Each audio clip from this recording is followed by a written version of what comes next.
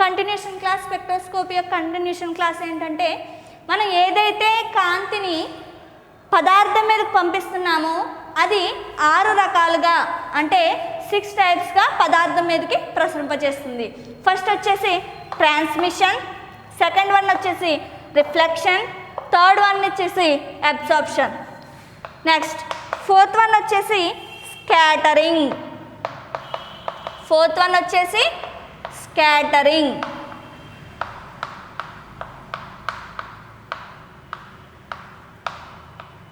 Fifth one వచ్చేసి diffraction,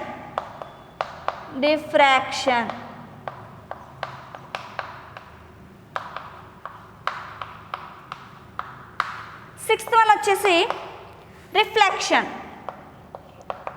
reflection. ఓకేనా? చూడండి, అంటే మనం కాంతిని పదార్థం మీదకి ప్రసరింపజేసినప్పుడు మొత్తం కాంతి ఒకే విధంగా ట్రావెల్ అవ్వదు, ఒక్కొక్కసారి ఒక్కొక్క ప్రాసెస్ జరగచ్చు. ఫస్ట్ ఏంటి? ట్రాన్స్మిషన్ అంటే డైరెక్ట్ పదార్థం మీదకి అది ఇన్వాల్వ్ అయిపోతుంది. నెక్స్ట్ రిఫ్లెక్షన్ అంటే పంపించిన కాంతి ఎంతో కొంత తిరిగి ఏమవుతుంది? రిఫ్లెక్ట్ జరుగుతుంది, అంటే వెనక్కి రిఫ్లెక్షన్ అనేది జరిగిపోతుంది. ఫోర్త్ అబ్జార్ప్షన్ అంటే మనం ఎంతైతే కాంతిని పంపిస్తున్నామో అంతా కూడా అది ఏం చేస్తుంది? శోషించుకుంటుంది. ఫోర్త్ వన్ స్కాటరింగ్ మీన్స్ మనం కాంతిని ఇలా పంపిస్తున్నాం, కాకపోతే అది ఏమవుతుంది అంటే దిశల వారీగా స్కాటర్ అయిపోతుంది, అంటే ఒక మార్గం లేకుండా అన్ని దిశలుగా కూడా ఆ కాంతి అనేది ప్రసరింపజేస్తుంది. నెక్స్ట్ డిఫ్రాక్షన్, ఇది కూడా అంతే, వివిధ చోట్లకి లైట్ అనేది డిఫ్రాక్ట్ చేస్తుంది. సిక్స్త్ వన్ రిఫ్లెక్షన్, సేమ్ ఇందా చెప్పుకున్నాం కదా, రిఫ్లెక్షన్ అంటే ఎంతో కొంత తిరిగి వెనక్కి రిఫ్లెక్ట్ అవుతుంది. రిఫ్లెక్షన్ ఆల్రెడీ చెప్పేసుకున్నాం మనం, కాబట్టి ఓన్లీ 5 టైప్స్. ఓకేనా? ఇది ఏంటి? స్పెక్ట్రోస్కోపీలో మనం పంపించే కాంతి ఏ విధంగా రొటేట్ అవుతుంది, ఏ విధంగా పదార్థం మీదకి వెళ్తుంది అని. ఇప్పుడు ఈ 5 మనకి ఇంపార్టెంట్ ఏంటంటే అబ్జార్ప్షన్. మనం ఇవన్నీ నెక్స్ట్ థింగ్ మనకి ఇప్పుడు సిలబస్ పరంగా చూసుకుంటే అబ్జార్ప్షన్ గురించి తెలుసుకోవాలి. అంటే ఏంటి? అబ్జార్ప్షన్ బేస్డ్ స్పెక్ట్రమ్ గురించి మనం తెలుసుకోవాలి. అంటే ఏంటి? ఇవన్నీ ఇంపార్టెంట్ మనకు, కానీ మనకు సిలబస్ పరంగా అబ్జార్ప్షన్ బేస్డ్ స్పెక్ట్రమ్ గురించి తెలుసుకోవాలి. చూడండి,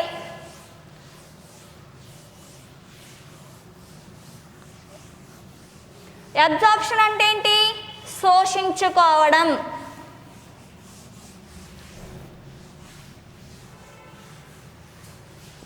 మన టాపిక్ వచ్చేసి absorption based spectrum. Absorption based spectrum.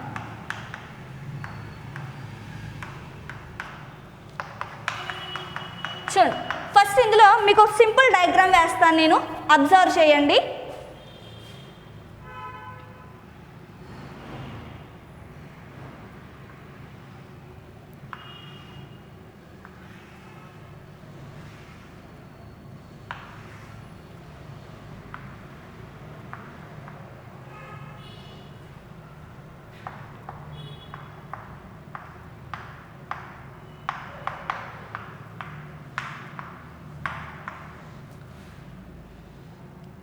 Ground state, excited state, E1 E2.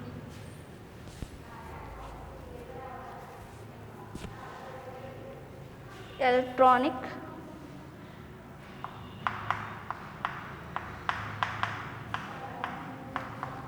Second one వచ్చేసి vibration,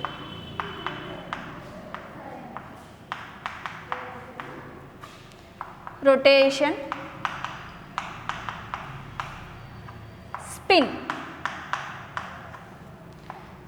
E1 to E2 electronic, vibration V1 to V2, rotation J1 to J2, spin S12 S2 ఓకేనా. UV IR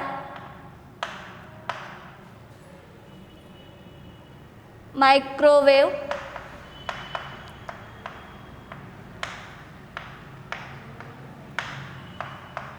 NMR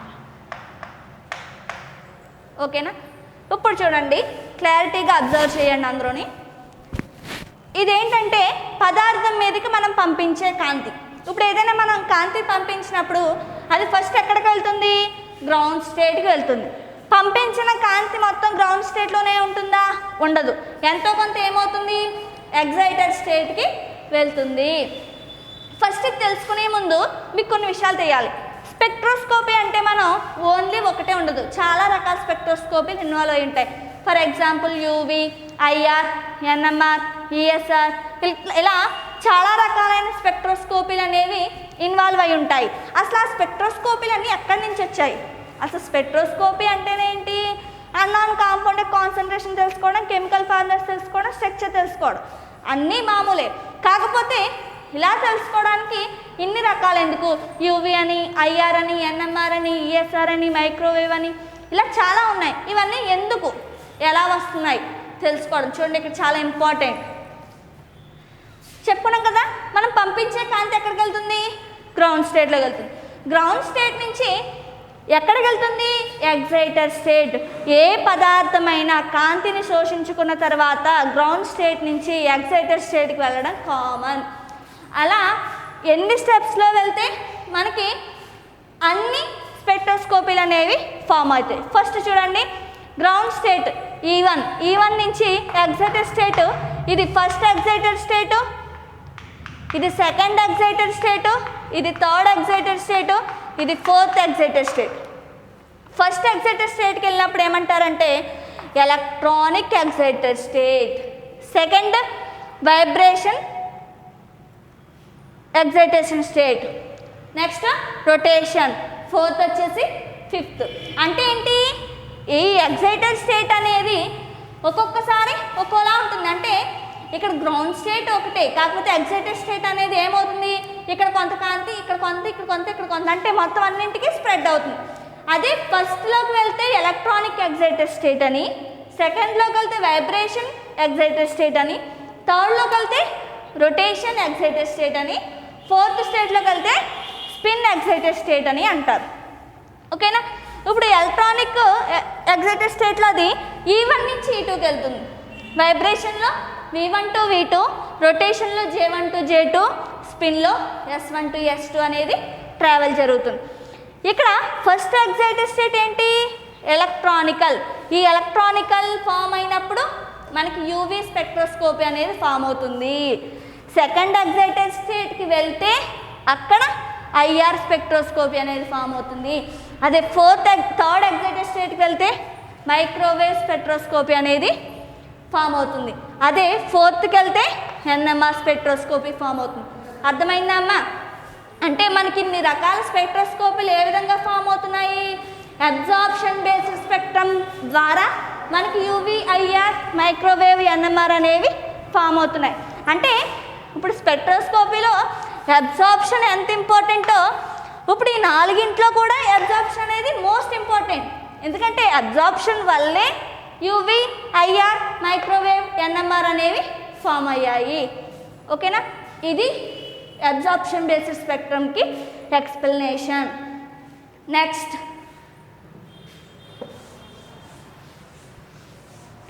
స్పెక్ట్రోస్కోపీకి తెలుసుకున్నాం.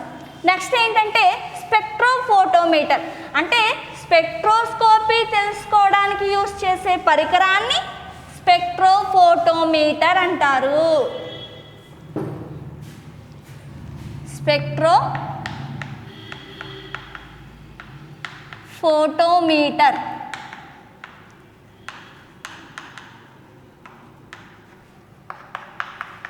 ఓకేనా. Spectrophotometer అంటే ఏంటి? Spectroscopy ద్వారా ఏదైతే తెలుసుకోవాలనుకుంటున్నామో ఆ తెలుసుకోవడానికి యూజ్ చేసే పరికరమే స్పెక్ట్రోఫోటోమీటర్. అంటే సింపుల్గా ఏం చెప్పాలి? అన్నోన్ కాంపౌండ్స్ యొక్క కాన్సన్ట్రేషన్ లేదా కెమికల్ ఫార్ములాస్ని తెలుసుకోవడానికి యూజ్ చేసే పరికరాన్ని స్పెక్ట్రోఫోటోమీటర్ అంటారు. ఇందాక మనం స్పెక్ట్రోస్కోపీ యొక్క డయాగ్రామ్ వేసుకున్నాం కదా, 5 స్టెప్స్ ఇన్వాల్వ్ అయి ఉన్నాయని. ఇప్పుడు ఆ స్పెక్ట్రోస్కోపీలో కూడా 2 టైప్స్ ఇన్వాల్వ్ అయి ఉన్నాయి.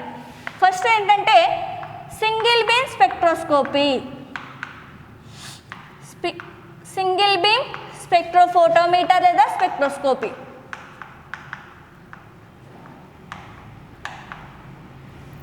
స్పెక్ట్రోఫోటోమీటర్. సెకండ్ వన్ వచ్చేసి డబుల్ బీమ్ స్పెక్ట్రోఫోటోమీటర్. ఓకేనా? ఇప్పుడు ఈ రెండింటి గురించి తెలుసుకోవాలి. అసలు సింగిల్ బీమ్ స్పెక్ట్రోఫోటోమీటర్ అంటే ఏంటి, డబుల్ బీమ్ స్పెక్ట్రోఫోటోమీటర్ అంటే ఏంటి? అసలు ఇందాక స్పెక్ట్రోస్కోపీ డయాగ్రామ్ వేసుకున్నాం కదా, అలాగే ఇప్పుడు సింగిల్ బీమ్కి ఈ సైడ్, డబుల్ బీమ్కి ఈ సైడ్ వేసుకున్నాము. చిన్నగా వేస్తాను చూడండి.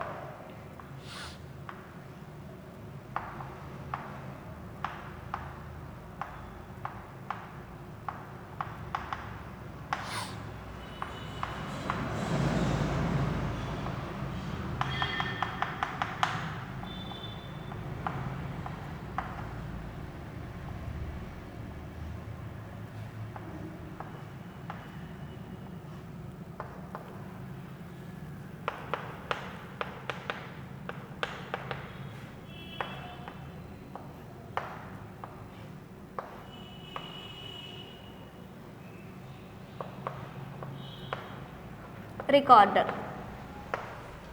ఇది సింగిల్ బీమ్. ఓకేనమ్మా, సింగిల్ బీమ్ స్పెక్ట్రోఫోటోమీటర్. సింగిల్ బీమ్లో సేమ్ స్పెక్ట్రోస్కోపీ లాగే కామన్ అమ్మ. ఫస్ట్ సోర్స్ తీసుకుంటాము, స్లిట్స్ గుండా మోనోక్రోమేటర్లోకి వెళ్తుంది. అది సెల్ ఘటనలోకి తీసుకుని ఏం చేస్తుంది, డిటెక్టర్లోకి పంపిస్తుంది. డిటెక్టర్లో పంపించినప్పుడు అది డిటెక్ట్ చేసి కాంపౌండ్ని మనకి రికార్డర్లో చూపిస్తుంది. ఇది సింగిల్ బీమ్ స్పెక్ట్రోస్కోపీ. అదే డబుల్ బీమ్ స్పెక్ట్రోస్కోపీ అంటే ఏంటంటే సేమ్ ఫస్ట్ సోర్స్ కామన్, కాంతి జనకము అనేది కామన్, సేమ్ స్లిట్ విధంగా వెళ్తుంది. నెక్స్ట్ మోనోక్రోమేటర్లోకి వెళ్తుంది, మోనోక్రోమేటర్లోకి వెళ్తుంది. ఇక్కడి నుంచి ఏమవుతుంది అంటే ఇది 2 రకాలుగా ట్రావెల్ అనేది జరుగుతుంది. అంటే ఏంటంటే ఇక్కడ ఏమైంది, డిటెక్టర్లోకి వెళ్ళిందా, కాకపోతే ఇక్కడ 2 రకాల డిటెక్టర్స్ అనేవి ఫామ్ అవుతాయి.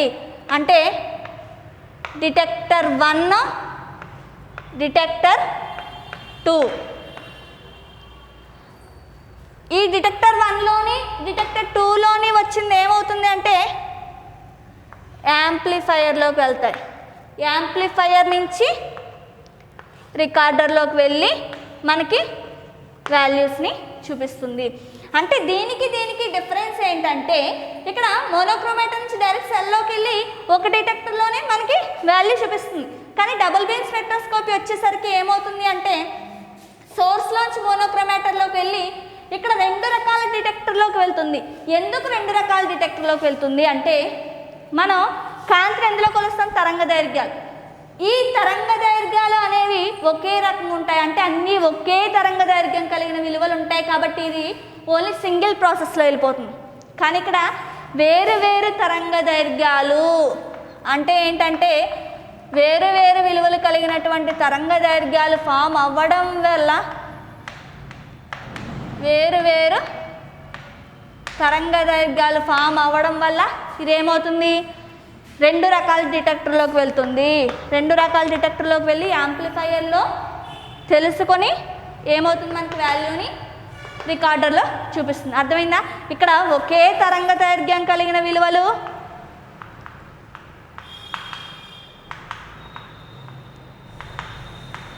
ఇది వేరు వేరు తరంగ దైర్ఘ్యం కలిగినటువంటి విలువలు. ఇప్పుడు సింగిల్ బీము డబుల్ బీమ్ అయింది. అసలు సింగిల్ బీమ్ ఎక్కువ ఫ్యూచర్స్ ఉన్నాయా, డబుల్ బీమ్కి ఎక్కువ ఫ్యూచర్స్ ఉన్నాయా అంటే ఏంటి? దేనివల్ల అడ్వాంటేజెస్ ఎక్కువ, దేనివల్ల డిసడ్వాంటేజెస్ ఉన్నాయి. ఓకేనా? ఇప్పుడు చూడండి,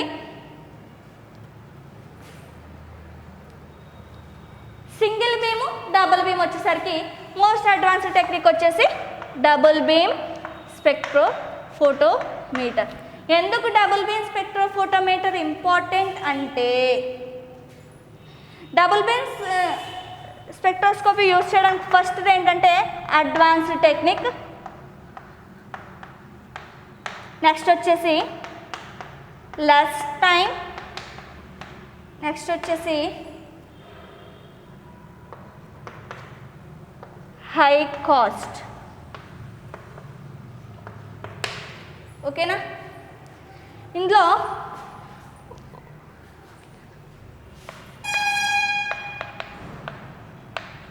వోల్టేజ్ రిఫ్లెక్షన్ చూడండి,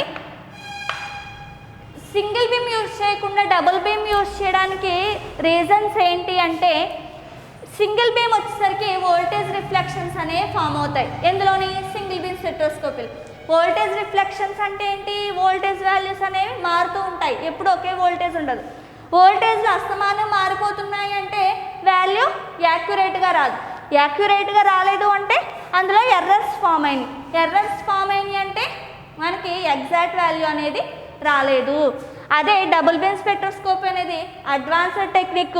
నెక్స్ట్ ఏంటంటే తక్కువ టైంలో ప్రాసెస్ అనేది జరిగిపోతుంది. దేనికంటే సింగిల్ బీమ్ స్పెక్ట్రోస్కోపీ కంటే డబుల్ బీమ్ స్పెక్ట్రోస్కోపీలో తక్కువ టైంలో ఏమవుతుంది మనకు రియాక్షన్ అనేది జరిగిపోతుంది. ఇది high cost. Double beam spectroscopy high cost అయినప్పటికీ కూడా ఇందులో అడ్వాన్స్డ్ ఫ్యూచర్స్ ఉంటాయి కాబట్టి ఇది యూజ్ చేయడం వల్ల మనకి యాక్యురేట్ వాల్యూస్ వస్తాయి, ఎటువంటి ఎర్రర్స్ ఫామ్ అవ్వవు. కాబట్టి మనం సింగిల్ బీమ్ కంటే డబుల్ బీమ్ స్పెక్ట్రోస్కోపీని ఎక్కువ యూజ్ చేస్తారు. ఓకేనా? ఇది single beam double beam spectroscopy యొక్క డెఫినిషన్స్.